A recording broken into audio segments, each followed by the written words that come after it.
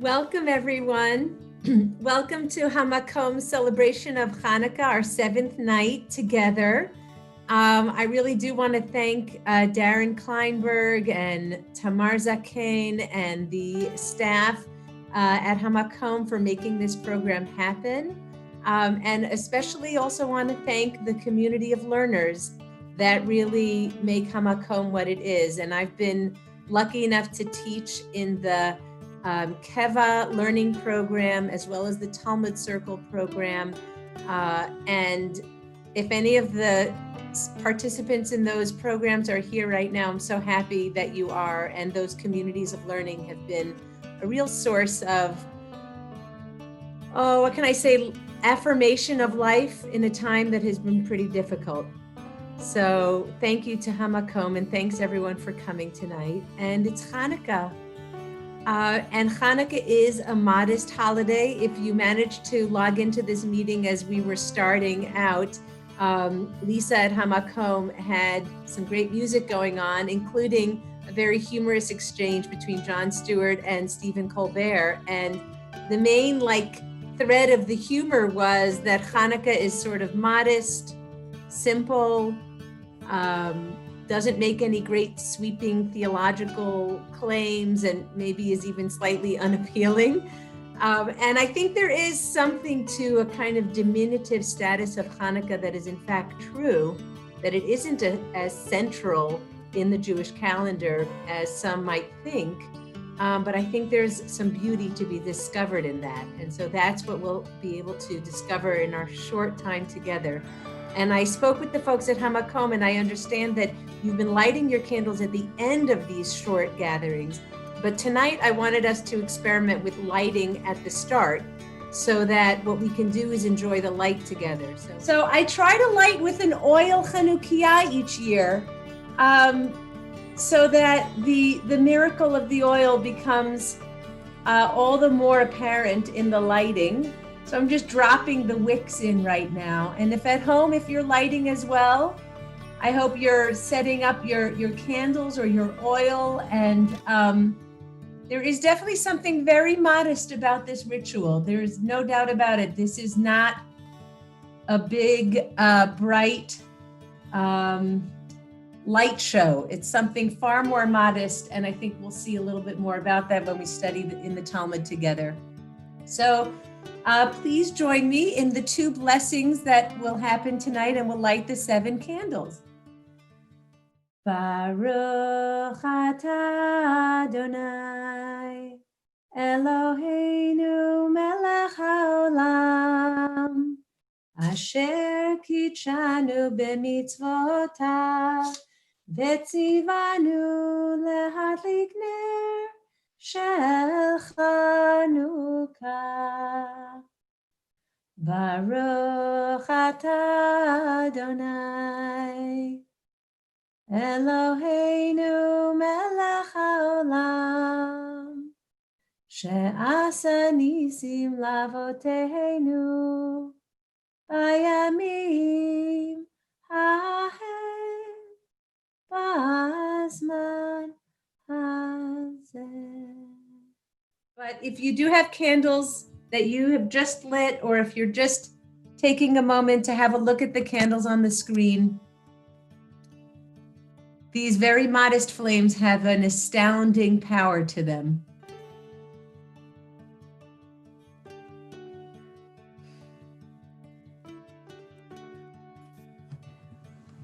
So the history of Hanukkah, as we talk together and enjoy the light together and our time together, I do think that there's a long history, not just in the humor of Jon Stewart or Lenny Bruce or something, but a long history, as I said, of kind of laughing at the kind of minor status that this holiday has. But even in all seriousness, it has been noted that, for example, there is no tractate Hanukkah. There is tractate Megillah, which discusses not only actually the laws of reading the scroll of Esther, but engages in a lot of rabbinic interpretation of the book of Esther itself. And actually, while it's on the topic of reading the Megillah on Purim, it also gets into discussions of the public reading of the Torah and the laws that pertain to the scribal production of sacred texts. So there is Tractate Megillah, but there is no Tractate Hanukkah.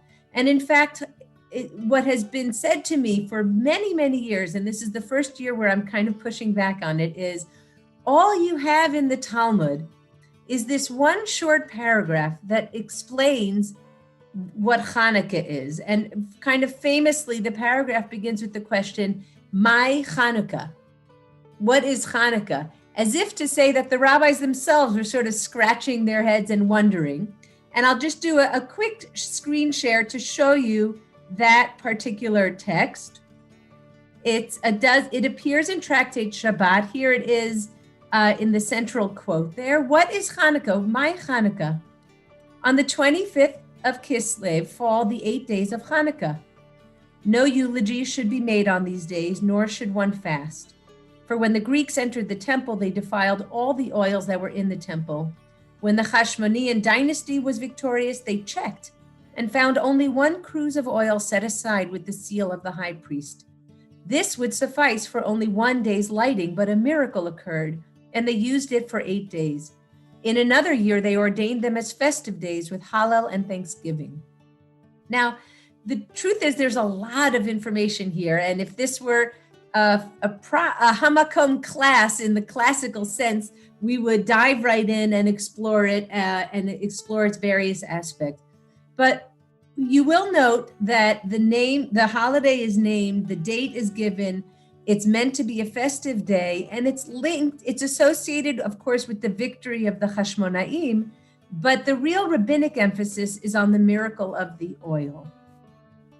Now, the reason why I say I'm pushing against this idea that my Hanukkah is such a minor mention in the rabbinic corpus is that actually this entire section of Tractate Shabbat, which deals with lighting Shabbat candles, becomes the opportunity for the rabbis also to talk about lighting Hanukkah candles. Yes, this is the only paragraph that tries to get at the origin of the holiday, but it is not the only paragraph discussing the laws of the holiday and the norms that are meant to govern the holiday.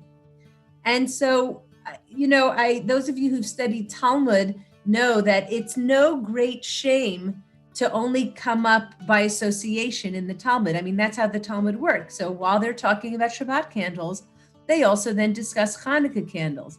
Now, I'm thinking about Tevye in that famous line in Fiddler on the Roof where he says, "It's no great honor either." I mean, sure, it would be an honor to the holiday of Hanukkah if there was an entire tractate on it.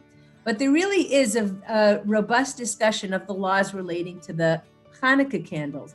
And so what I am going to do is share one discussion with you in which, in that same tractate, the rabbis talk about what kind of oil to use when lighting the Hanukkah candles. So I'll share the screen one more time here. And I hope you'll join me in enjoying this text a little bit. And again, I chose this text in part because it's my hope that we're studying these texts. Of course, we're not using the light of the Hanukkah lamps to read these texts, I hope, because some of you may know one of the laws of Hanukkah is not to use the flame for any applied purpose. The flames of the Hanukkah candles are supposed to, in a way, transcend the practicalities of household life. And we'll come back to that in a moment, because that's exactly what this is all about. So I'm just going to have to minimize the screen here so I could see the text. I hope that you all can see it too. So there's a beautiful discussion, I think a beautiful discussion in Tractate Shabbat about which kinds of wicks and oils one may use on Hanukkah. And again, you have to imagine that before the invention of wax candles, the way of lighting a Hanukkah candle, and actually the way of lighting Shabbat lamps as well, was to fill a lamp with oil and provide a wick. The Mishnah in Tractate Shabbat names which kinds of oils and which kinds of wicks are permitted for lighting the Shabbat lamps. I think the implication is also for lighting any sacred lamp, even the lamps in the Beit HaMikdash, in the temple. But on Shabbat, one may only use certain fine oils and fine wicks that will really keep the flame going. Now, you might think that the reason why you have to use a beautiful oil or beautiful wicks on Shabbat is for the ceremonial beauty of those lamps. But actually, as we're going to see, the reason why high quality oils and wicks are required on Shabbat is because the Shabbat candles are meant to provide light for household life on Shabbat. They are explicitly linked to providing light for the practicalities, the leisure, the activities associated with Shabbat. There is a use for Shabbat candles, and that does not minimize their sanctity. In fact, this speaks very much to something that I think you can find all throughout Jewish teachings, which is that very sacred activity is fully embedded in our everyday lives. You don't have to leave your household and go somewhere else for religious life. You don't have to light candles and put them apart. You light them and then you use the light. That's the typical modality of Jewish practice. I think I find myself wanting to add that this could be a source of great comfort in the time of COVID, because so many of us are in our homes, but Jewish practices, and Hanukkah lighting is one of them, can elevate everyday life and give it a kind of glow and purpose, and link what we're doing to the generations before us and the generations after us, and link what we're doing in our household to what's happening in the household next door or across the street or across the bay. I mean, it's unbelievable what we have at our disposal, as it were, in terms of our traditional practices and how they can be a source of meaning and purpose in a time where so much really does seem to be coming apart. So the sages in the Talmud discuss whether the Hanukkah lights similarly must be lit with fine oils that will burn well, that will cleave to the wick so that the light is steady and strong. So let's read together the Talmudic discussion. This is on Tractate Shabbat 21a and b. Rav Huna said, those wicks and oils with which the sages said that one may not light the lamp on Shabbat, I've been calling that the junky oils, okay? Rav Huna saying the junky oils that the sages forbade for use on Shabbat, one may not light the lamp with them on Hanukkah either, says Rav Huna. And both when it falls on Shabbat, that is when you're lighting Hanukkah candles on a regular night, and also when it falls during the week. Now, Rava then wants to explore what is the reason for Rav Huna's statement. And here's the reason they give. It's because, according to Rav Huna, here are the duties that are upon you when lighting Hanukkah lights. When you light Hanukkah candles, if they go out, you are required to attend to it. Now, the original text there's an ambiguity to it. Zakukla. In my Keva group, I was reading this text and somebody offered, it sounds almost like it's human nature. You're going to light this beautiful lamp, and if it goes out, you're going to be drawn to fix it and keep the light going. It's sort of like if you're sitting around a campfire and you just can't resist putting another log as you see the campfire start to fade. But technically what is meant here is the obligation is upon you to fix the lamp if it goes out. Therefore, you have to ensure that the wick burns properly from the outset, and utilizing the light of the Hanukkah lamp is permitted. So I know this is rather elaborate, but I hope we'll be able to get to our point together tonight. Rav Huna is of the opinion that Hanukkah lights are like Shabbat candles in the sense that you're permitted to use the light. It is not a light that is kind of above the practicalities of the household. No, it's going to be braided right into the light, to the night. You can use the light. In fact, you're obligated to keep it going if it goes out. So naturally, Rav Huna says you have to light the same good oils, same good wicks, nothing junky for Hanukkah. because these lights have to burn. And furthermore, on Shabbat, when you light Hanukkah candles on Friday, all the more so you have to use high quality, because on Shabbat you would be tempted to fix the light and stuff, which would be a transgression. Now, I'll just jump down. Rav Chisda's opinion is, I'm now at the middle here, the oils and wicks with which the sages prohibited to light on Shabbat, those junky oils, one may light with them on Hanukkah during the week, but not on Shabbat. He holds that if the Hanukkah light is extinguished, one is not bound to attend to it.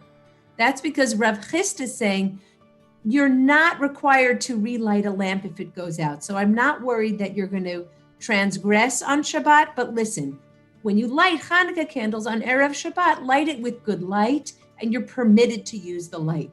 And now I'm going to jump down.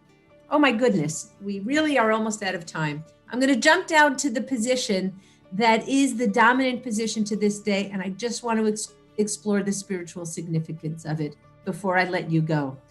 Rabbi Zera said that Rav Matana said, and it's an attribution ultimately to Rav, one of the great sages of the Talmud, the wicks and oils with which the sages said one may not light on Shabbat, one may nevertheless light with them on Hanukkah, both during the week and on Shabbat. And what is Rav's reason?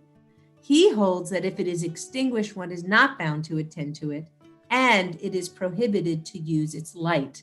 And I'll bring our community back together here so that we can enjoy, I think, the spiritual teaching. Forgive me that I've gone over it. It's very powerful.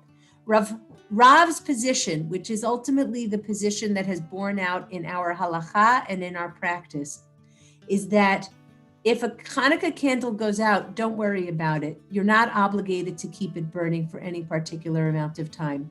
And furthermore, don't use the light. It has no practical application. What's going on here? And why did this position, is this ultimately the one that took hold of us? And I think in part it's because Hanukkah, the miracle of the oil, as one of the themes of Hanukkah, is very much about we do what we can. As one of the participants in the Keva group said, we plant the seeds of our actions. And then there's a way in which we are very much kind of recipients of whatever comes. We simply can't control or determine the fruits of our actions. The light, they lit the candles and the light carried on. And so unlike so many other Jewish practices, which those of you who know me know that I get such sustenance from the fact that halakha and Jewish law links up with the practicalities of life. It's possibly one of the things I most cherish about our tradition. Hanukkah, I think, is unique. These candles that are before you, and I see many of you did light these candles, they are teaching something else, a kind of dependence that we have on one another, on mysterious ways that things work in terms of our relationships and who we are. And so we don't use the light, but I love this. And you can use any junky oil because it really isn't in our control. Go ahead, buy the finest oil. Go see if it burns. We've just come to learn that you can take every step you can. You can't ensure the outcome. So I will say that the Shulchan Aruch and other halachic authorities do ultimately say, come on, light with good oil, light with olive oil, make it beautiful. And that has really, in a way, that is the norm right now. But in the Gemara, because we dug a little bit, we saw that actually the tradition of not using the light is linked to a tradition of not going crazy and buying the best and setting it up for success. It isn't about that. It's really much more mysterious. So I leave you now with a quick, I'll just move it to my candles, and I hope you enjoy the candles. I do want to introduce Jenny Circle here at Hamakom, who's going to say hello and goodbye on behalf of me and all of us. So thank you so much, everyone, and Chag Hanukkah Sameach. Deena, thank you. What a wonderful night. My name is Jenny Circle. I'm the development director for Hamakom. I am so honored to be a part of this amazing organization. So this is the first time we've done the 8 Days of Light and Learning, and it's been amazing. Tomorrow is our last night. Just to let you know, a lot of us are new and we're so excited to plan these great events. Like, stay tuned. We've got some great ideas and great programs. We don't know how long COVID will last, but our goal is just to keep us connected during this time. And we're so thankful to keep offering these programs and these events online. And I just want to thank you for being a part of our community. As you probably know, and if you've been here the last few nights, you've heard me say this, it's a really tough time for a lot of nonprofit organizations, ourselves included. So we depend on our organizations to we depend on our donations to keep us up and running, and also affordable to everyone who would like to participate but may not be able to do so. We have an amazing opportunity tonight, and I just want to thank 3 of our board members, Lisa Douglas, our board chair, Joanne Jacobson, and Debbie Toiser. They have put together this amazing $5,500 match for the 8 Days of Light campaign. So any gift that is made during 8 Days of Light will be matched dollar for dollar. So we hope you will all be so kind to support us during this time if you're able to do so. Every gift counts regardless of the amount. And I would like to thank everybody who's donated so far. There have been so many of you that have made generous donations. So thank you so much. You can visit our website at hmqm.org. I'm going to put the link in the chat right now. And we're looking forward to seeing you all tomorrow night for our 8th Day of Light. And Lisa Douglas, our board chair, will be leading that. And thank you again all for joining us. It's been just such a wonderful time. Thank you.